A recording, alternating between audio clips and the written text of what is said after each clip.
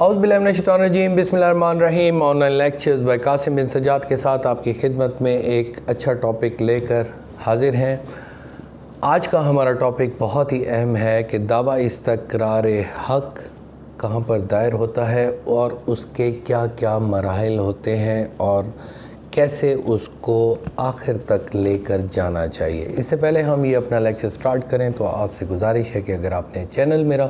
Subscribe نہیں فرمایا تو اس کو سبسکرائب کر لیں تاکہ تمام ویڈیوز آپ تک پہنچ سکیں۔ بیل آئیکن کو ضرور کلک کیجیے گا اور اگر ویڈیو پسند آئے تو دوستوں میں بھی شیئر کیجیے گا تاکہ یہ ہمارا مقصد قانون کو ہر کسی تک پہنچانے کا مکمل ہو جائے۔ تھینک یو ویری مچ۔ دعویٰ استقرار حق کیا ہوتا ہے؟ دعویٰ استقرار حق یہ ہوتا ہے کہ جب آپ یہ سمجھتے ہیں کہ میں کسی حق کا حقدار ہوں اور وہ مجھے نہیں ملا تو آپ استقرار حق عدالت سول کورٹ سے، جس کو مدر آف آل کورٹس کہا جاتا ہے، وہ کرتے ہیں اور اس میں وہ اپنا حق مانگتے ہیں۔ کون سا حق؟ جو آپ کا سول حق ہو، جیسے زمین، جائیداد، پیسہ، جو آپ کا سول حق ہو وہ آپ حاصل کرتے ہیں۔ فوجداری حق جو ہے، مثال کے طور پر چوری والا جو ہے، چوری کسی کی ہوئی تو وہ ایف آئی آر اس نے کرائی ہے، لیکن ایف آئی آر میں وہ جو چوری ہوئی ہے وہ اماؤنٹ ہے وہ بھی آپ استقرار حق کی صورت میں، دلا پانے کی صورت میں مانگ سکتے ہیں۔ عام طور پہ اس کے title suit for declaration English میں کہا جاتا ہے، اردو میں دعویٰ استقرار حق کہا جاتا ہے، اوبلیک کر کے دلا پانے بھی کہا جاتا ہے۔ تو دلا پانے کا یہ استحقاق آپ اس طرح مانگتے ہیں۔ تو دعویٰ استقرار حق جو ہے فوجداری کیس سے ہٹ کر جب آپ سول میں آتے ہیں تو یہ سب سے زیادہ اہم ہوتا ہے، اور ہر وکیل ہمیشہ یہ کوشش کرتا ہے، جو سول رائٹس لوگوں کو لے کر دینے کی کوشش کرتا ہے یا سول لائر کہلاتا ہے، تو اس کے پاس یہ دسترس ہونی بہت ضروری ہے کہ وہ سول دعویٰ استقرار حق ایک اچھے طریقے سے پلیڈ کرے اور اچھے طریقے سے اس کو لکھے، کیونکہ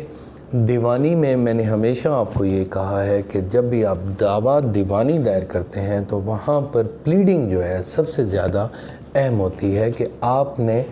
یہاں پر اہم چیزیں جو میں خاص طور پہ کہتا ہوں کہ وہ ڈرافٹ کرنے میں جو فرسٹ ٹپ آپ کو بتا رہا ہوں، وہ ٹپ یہ ہے کہ کیا لکھنا ہے اور کیا نہیں لکھنا۔ کلیئر کٹ آپ کی ہیڈنگ میں ایک بات کلیئر کٹ ہونی چاہیے، جیسے مثال کے طور پر آپ لکھتے ہیں دعویٰ استقرار حق بدی مضمون کے انتقال متداویہ، جو بھی آپ انتقال چیلنج کرنا چاہتے ہیں، انتقال متداویہ خلاف قانون، خلاف واقعات، حقوق مدعی پر قدغن ہے، استحقاق مدعی فائق ہے، اور اس کے یہ کلیئر کٹ آپ لکھیں کہ یہ غیر قانونی، خلاف قانون، خلاف واقعات ہے، اور میرا رائٹ کیسے بنتا ہے، کیونکہ میں اس پر قابض و متصرف ہوں اور اس پر میرا قبضہ ہے، اور جو حقوق اس سے آپ کے ہٹائے گئے ہیں اس کو بھی آپ کلیئر کٹ ہیڈنگ میں لکھیں۔ وہ لکھنے کے بعد ساتھ ہی آپ ایک اپلیکیشن کا بھی حوالہ دیتے ہیں کہ قرارداد مستلزمہ بدی مضمون کے اس کو آگے بیچنے سے، اس کی حیت تبدیل کرنے سے، اس میں امپروومنٹ کرنے سے تا دوام باز و ممنوع ہیں۔ یہ جنرل سی میں نے ایک آپ کو ہیڈنگ بتائی ہے۔ وہ ہیڈنگ جب آپ لکھتے ہیں تو وہ جج کے سامنے امپرنٹ ہو جاتی ہے کہ یہ بندہ مانگتا کیا ہے، کیونکہ آپ جب اس کی پلینٹ میں جاتے ہیں، دعویٰ سارا ایک کمپوزٹ ہر چیز کا ایک مرکب ہوتا ہے، وہ دعویٰ کہلاتا ہے۔ جب آپ ایک دعوے کی ایک پلینٹ ہوتی ہے جس میں آپ وہ عرضی دعویٰ کہتے ہیں، اسے عرضی دعوے میں ہر چیز لکھی ہوتی ہے کہ یہ انتقال، مثال کریں وراثت کے طور پر آپ کہتے ہیں کہ آپ کو اس میں وراثت سے محروم کر دیا گیا تھا، تو اس میں لکھیں گے کہ یہ انتقال فلاں نمبر خلاف قانون، خلاف واقعات، بلا استحقاق اس کو درج و منظور کر دیا گیا۔ حالانکہ اب آگے ایکسپلینیشن کرنی ہے کہ اس کے مطابق وارثان میں بھی موجود تھا یا میرا دادا موجود تھا یا میرے والد صاحب بھی موجود تھے، جو روبرو سرٹیفکیٹ یا اپنے جو آپ کے پروفز ہیں اس کا بھی تھوڑا سا ہیڈنگ میں حوالہ دے دیں گے تو وہ بہترین ہو جائے گا۔ جج کے سامنے ایک بات کلیئر ہو جائے گی، کیونکہ آگے اس نے ایشوز فریم کرنے ہیں، تنقیحات۔ جب جواب دعویٰ آئے گا وہ اب آپ نے ایویڈنس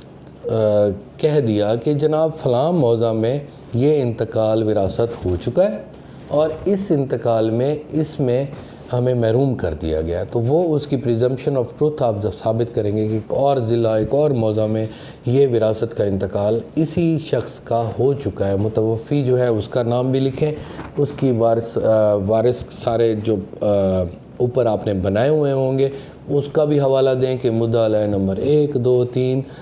جو ہیں اس کو غلط طور پر امپلیٹ کر دیا گیا ہے یا بلا استحقاق ان کا حصہ 5 مرلے بنتا تھا تو 10 مرلے دے دیا ہے، تو وہ ایک ہیڈنگ جو تقریباً 7-8 لائنز میں آئے گی وہ ہیڈنگ میں ہونا چاہیے۔ اس کے بعد تفصیل اراضی آپ نے بتانی ہے، اس کا زیرکار جو موجودہ کھاتا چل رہا ہوتا ہے اس کو زیرکار کہتے ہیں، زیرکار کی جمع بندی نکلوا کر اس میں آپ تحصیل، ضلع، کھاتا، کھیوٹ اور ساتھ مستطیل، اور مستطیل کے بعد قلعہ نمبر اور کلیئر کٹ اگر نقشہ ہے مکان ہے تو اس کا نقشہ مکان بھی ساتھ بنا دیں۔ تو یہ ڈیکلیریشن ہوتا ہے۔ مثال کے طور پر آپ وراثت کے حوالے سے جیسے جائیداد، شہری جائیداد جو ہوتی ہے اس کا بھی لیکچر میں نے دیا ہے، تو اس کی آپ کرنا چاہتے ہیں تو وہ مکان بھی آپ کلیئر کٹ لکھیں کہ اس کی کتنی سٹوری بلڈنگ ہے، یہ اس کا گیٹ ہے، اس کا اتنا کوریڈور ہے، اس کا مکان کمرہ اتنا ہے، اس کمرے کے بعد اس کے سٹیئرز ہیں۔ اگر آپ کو پتہ ہو تو ایک کلیئر کٹ بات ہونی چاہیے تھا، کیونکہ آپ وارث قائم ہونا چاہتے ہیں تو آپ کو پتہ ہونا چاہیے کہ کیا کیا ہے۔ اگر نہیں پتہ تو پھر وہ بھی مجبوری ہے، لیکن اس سے یہ نہیں ہوگا کہ آپ کا کیس خارج ہو جائے گا۔ کیس آپ کا مضبوط یہ ہو کہ آپ نے ثابت کیا کرنا ہے، 1 پوائنٹ ایجنڈا۔ مثال کے طور پر وراثت کی بات کر رہا ہوں کہ 1 پوائنٹ ایجنڈا کہ آپ نے یہ ثابت کرنا ہے کہ وکیل سے ہٹ کر خود سوچنا ہے کہ میں نے جو جج کو بتانا ہے کہ میں وارث ہوں، کس ڈاکومنٹ کے ذریعے ہوں، کس طریقے سے ہوں، اورل ایویڈنس نہیں ڈاکومنٹری ایویڈنس اس کو نکال کر آئیں۔ اب اس کے علاوہ ایک انتقال غلط پاس ہو جاتا ہے، انتقال وراثت کے علاوہ وہ آپ اس کو چیلنج کر سکتے ہیں۔ اس طرح مختلف دعویٰ استقرار حق کی بہت ساری ڈائمنشنز ہیں، بہت سارے اس کو کور اپ کیا جا سکتا ہے جو انتقال کی صورت میں آپ چیلنج کرتے ہیں کہ یہ انتقال ہو چکا ہے لیکن میرا استحقاق ہے، استقرار حق ہے کہ یہ زمین میرے حق میں آنی چاہیے۔ جو ٹائٹل آپ کا حق ہے، ٹائٹل لفظ ایک لیگل ٹرم ہے، جو ٹائٹل کا مطلب ہوتا ہے ملکیت بغیر کسی روک ٹوک کے، وہ ٹائٹل ہوتا ہے جو ڈسٹنگوشڈ ہوتا ہے، جو کورٹ سے ڈکلیئر کیا جاتا ہے، اس ٹائٹل کو ہم ٹائٹل کہتے ہیں۔ کوئی اگر مالک ہے زمین کا، جمع بندی میں لکھا ہوا ہے،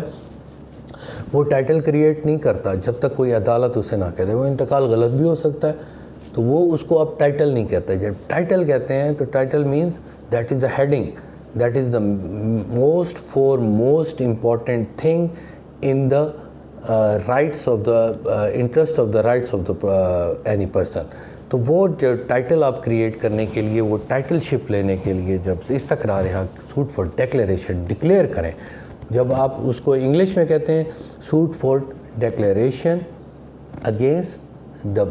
defendant upon the property mentioned here under has been sanctioned illegally, immorally, against the facts and circumstances and against the rights of the plaintiff۔ تو وہ اس طریقے سے، جیسے وہ اردو میں نے بتایا، انگلش میں آپ ڈرافٹنگ کریں گے تو اس طریقے سے کریں گے۔ And along with the suit for the permanent injunction to not to alienate that property to any other person as far as that suit is pending in your honorable court, and not to improve the property and not to get the share as a tenant from the tenant or elsewhere۔ اس طرح بھی آپ کر سکتے ہیں۔ تو وہ مثال کے طور پر ایک بلڈنگ ہے، بلڈنگ میں استقرار حق کا آپ نے دعویٰ کیا ہے تو وہاں پر کرایہ وصول کر رہا ہے دوسرا لیگل ایئر یا کوئی شخص بھی، آپ چاہتے ہیں کہ میرا بھی شیئر ہے تو اس میں بھی آپ ریسیور کی اپلیکیشن دے سکتے ہیں کہ اس کا جو ہے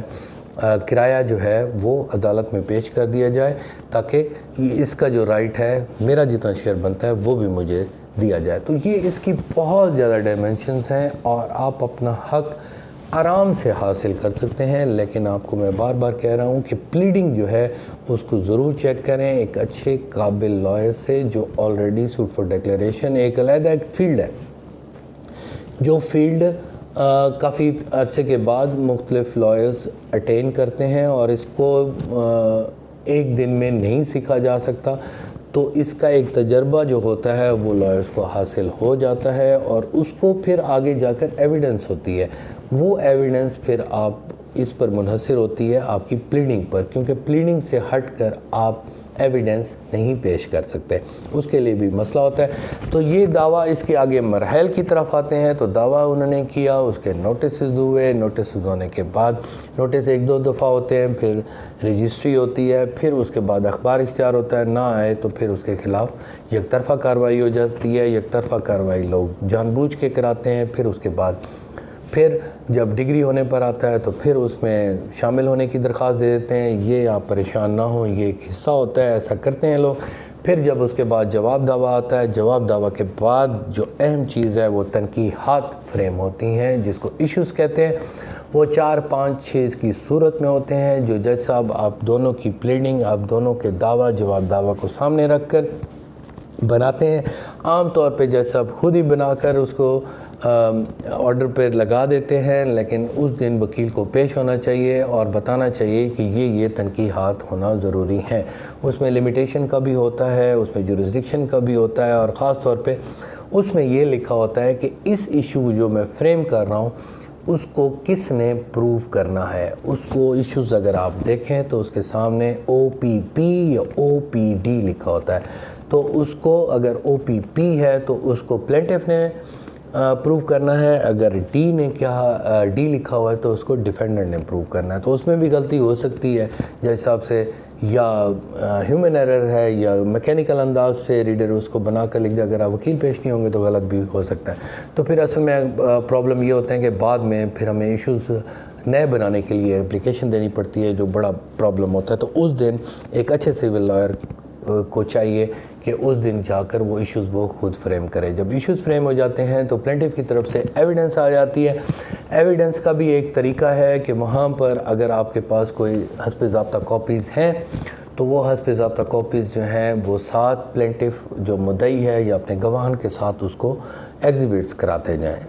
اس کو ایگزیبٹ ہوتے جائیں گے تو وہ جج صاحب کے سامنے جب ایویڈنس پڑھیں گے، عام طور پہ 2 طریقہ کار ہوتے ہیں۔ میرا طریقہ کار یہ ہے کہ میں اس کو ساتھ ساتھ ہی پیش کرتا جاتا ہوں تاکہ جج صاحب جب اس ایویڈنس کو پڑھیں، سٹارٹ سے ہی پڑھیں، تو ان کے ساتھ ایویڈنس بھی ساتھ آتا جائے۔ کچھ لائرز کا اپنا ایک انداز ہوتا ہے، جب ایویڈنس کلوز کرتے ہیں تو عدالت موقع دیتی ہے کہ آپ اپنا ایویڈنس ڈاکیومنٹری ایویڈنس دیں، تو وہ وہاں پر ایگزیبٹس کرا دیتے ہیں۔ تو 2-4 جو آپ نے ایگزیبٹس کے ایگزیبٹ جو ہوتا ہے وہ ڈاکومنٹ ہوتا ہے جو اٹیسٹڈ ہوتا ہے اور اس کی سینسٹی پر کوئی شک نہیں ہوتا، تو وہ ایگزیبٹ ہو جاتا ہے۔ جو فوٹو کاپیز ہوتی ہے اس کو مارک کہتے ہیں، وہ بعد میں ہو جاتی ہے، وہ بھی جج صاحب کی اجازت کے ساتھ اس کو بھی مارک لگا دیا۔ جو آپ نے مارک لگانے ہوں تو وہ بعد میں لگا لیں جب آپ کو ایویڈنس ہوتی ہے، تو اس کے علاوہ باقی جو ہیں ایگزیبٹس آپ پہلے لگوا لیں۔ میرا طریقہ یہ ہے جو میرے لیے بہت زیادہ بہتر ہوتا ہے، کیونکہ جب آپ بحث کے دوران اس کو پڑھتے ہیں تو آپ بھی ریکال کرتے جاتے ہیں، جج صاحب کے ذہن میں بھی بات چلتی جاتی ہے۔ اس کے بعد ڈیفینڈنٹ کا ایویڈنس آتا ہے، ڈیفینڈنٹ اپنے اس کو ریبٹ کرتا ہے، اس پر بھی کراس ایگزامینیشن جس طرح پلینٹف مدعی پر ہوئی تھی یا ان کے جو گواہان تھے وہ آتے ہیں، اور اس کے ساتھ ڈیفینڈنٹ کی جس طرح ایویڈنس ہوتی ہے اس پر بھی کراس ایگزامینیشن ہوتا ہے۔ کراس ایگزامینیشن پر ایک لیکچر میں دے چکا ہوں، وہ علیحدہ فیلڈ ہے۔ جب یہ بات ختم ہو جاتی ہے تو پھر اس کے بعد آپ کی ایویڈنس کلوز ہو جاتی ہے۔ ایویڈنس کلوز ہونے کے بعد اب یہاں پر کچھ پرابلمز ہو جاتے ہیں، کچھ ایویڈنس نہیں آتی جو بعد میں آ جاتی ہے، تو اس کو اپیل کر کے آپ یا وہاں پر اپلیکیشن دیتے ہیں کہ اس کو مزید ایگزیبٹس کیے جائیں، تو اس پہ اعتراض ہو جاتے ہیں۔ تو لیکن وہ اکثر جو دیوانی کیسوں میں جو معاملات آگے کو جاتے ہیں نا، وہ یہی ہوتا ہے کہ آپ کی پلیڈنگ میں کوئی کمی رہ جاتی ہے، پھر آپ اپلیکیشنز دیتے ہیں، پھر وہ آگے بڑھتے بڑھتے ہائی کورٹ سپریم کورٹ تک ہو کے پھر واپس آتی ہیں، پھر اس کو الاؤ ہوتا ہے یا نہیں ہوتا۔ اسی طرح ایویڈنس کوئی آپ نہیں دیتے تو بعد میں دیتے ہیں تو وہ پھر آپ کے لیے پرابلم ہوتے ہیں. تو اس وجہ سے اس پروسیس میں کوئی غلطی کمی نہیں رہنی چاہیے تاکہ بعد میں یہ پرابلمز کیس آگے بڑھتے نہ رہیں, کیونکہ جو کیس جیت جاتا ہے وہ کہتا ہے کہ میں کیس کو جلدی فائنلائز کروں اور مجھے میرا حق مل جائے.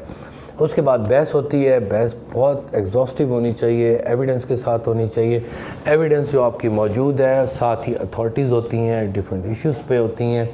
انہیریٹنس پہ ہوگا تو آپ سپریم کورٹ کی اتھارٹیز اس میں پیش کریں گے. اس کے علاوہ کوئی اور انتقال ہے جس کو جو آپ کا ٹائٹل کریٹ کرتا ہے تو اس کے مطابق اتھارٹیز, آپ کے لائر اس کو سرچ کر کے ساتھ لگائیں گے, بتائیں گے, اور بحث کے بعد پھر ایک ججمنٹ ہوتی ہے. ججمنٹ آرڈر میں آپ کو بتا چکا ہوں, جو سمپل روزانہ کی یا جو پیشی کے دوران جو ہوتا ہے اس کو آرڈرز کہتے ہیں. جو فائنل ہوتا ہے وہ ججمنٹس ہوتی ہے. ججمنٹ آپ دیکھیں تو اس میں بھی پورا ایک طریقہ کار اختیار کیا جاتا ہے. پھر آپ کو میری اس بات کی اہمیت کا اندازہ ہوگا کہ وہاں پر ایشوز وائز آرڈر جو ججمنٹ ہے وہ لکھی جاتی ہے کہ وہ ایشوز جو فریم ہوئے تھے, تنقیحات, کہ یہ معاملہ جو ہے کس نے پروو کرنا ہے, یہ کس نے پروو کرنا ہے, یہ کس نے پروو کرنا ہے. تو ایشو نمبر 1 2 3 4 5 ہر کسی پر آپ کی ایویڈنس کے مطابق جو آپ کے کلائنٹ نے یا آپ کے لائر نے جو ساری چیزیں ریپریزنٹ کی ہیں, ایویڈنس کی ہے, ڈاکومنٹری ایویڈنس کی ہے, اس پر جو فیصلہ انہوں نے دینا ہے ایشوز وائز کریں گے. پھر کچھ ایشوز اس کے حق میں بھی چلے جاتے ہیں, کچھ اس کے بھی چلے جاتے ہیں, لیکن جو فیکچول کنٹروورسی ہوتی ہے اس کو فائنل جو ججمنٹ میں جج کیا جاتا ہے. اس میں ایک ایکٹسری اس میں فیصلہ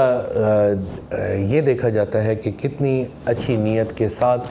کس مدعی یا مدعا نے اپنے ایویڈنس پیش کی ہے اور اس کو بہترین طریقے سے ریپرزینٹ کیا ہے. تو ججمنٹ کے 2 حصے ہوتے ہیں جس میں پہلے فیکٹس بتائے جاتے ہیں اور آخر میں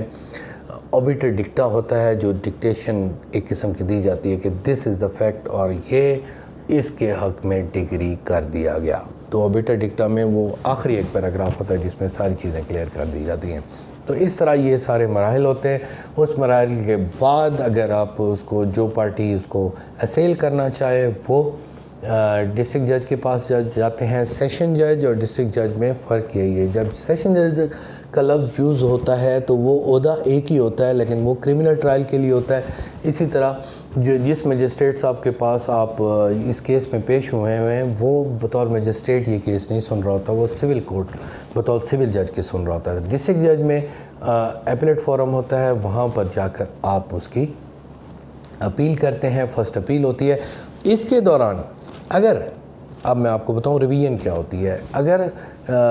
سول ٹرائل چل رہا ہے تو اس میں کوئی آپ نے اپلیکیشن دی, اسٹے دیا یا اسٹے کی اپلیکیشن خارج ہو گئی تو اس کے خلاف آپ جائیں گے, وہ بھی اپیل ہو جائے گی. یا کسی اور آرڈر کے خلاف آپ جاتے ہیں تو وہ ریویژن ہو جائے گی. ریویژن مطلب ہے کہ کوئی کیس مین چل رہا ہے لیکن اس کے دوران آپ کو کسی اس آرڈر, اس جج صاحب کے کسی آرڈر کے خلاف جانا ہے تو وہ ریویژن میں جائیں گے. پھر یا فرسٹ اپیل ہوگی, وہ پرووائڈڈ ہے سول پروسیجر کوڈ میں, اور اپیل کریں گے. اپیل اگر آپ کی منظور نہیں ہوتی تو پھر آپ کے پاس ہائی کورٹ کا فورم ہے, سیکنڈ اپیل کا فورم ہے. ریگولر فرسٹ اپیل اگر یہاں سے ہوتی ہے تو ادھر کرتے ہیں, نہیں تو پھر سیکنڈ اپیل ہو جاتی ہے یا ریویژن ہوتی ہے. وہ آپ کے ججمنٹس یا فیصلے کے مطابق ہی دیکھا جاتا ہے کہ اس کی ریویژن ہے یا اپیل ہے. تو اس طرح یہ ٹرائلز ہیں. آخر میں آپ کو یہ بتانا چاہتا ہوں کہ کیسز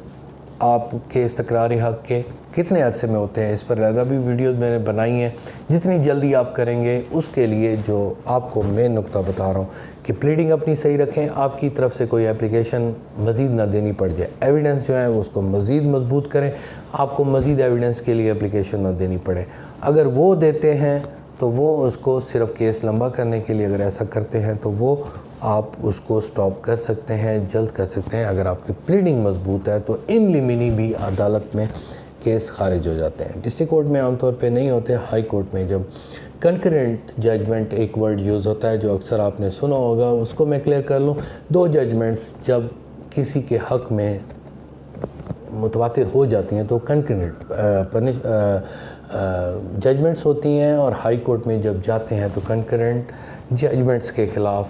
بہت مشکل سے ایون سٹے آرڈر بھی ملتا ہے. تو وہ اگر بہت بڑے فیکٹس ہیں, کوئی اچھا لائر ہے تو وہ کنکرنٹ ججمنٹس کے خلاف وہاں سٹے بھی لے لیتا ہے اور اپنی نگرانی یا اپیل کو وہاں پر منظور کرا لیتا ہے. تو this is all about the civil suits regarding the suit for declaration. اس میں مزید بہت ایگزاسٹو ٹاپک ہے. میں نے جلد سے جلد تیزی کے ساتھ آپ کے ٹائم کو بچانے کے لیے اس کو بہت جلدی سے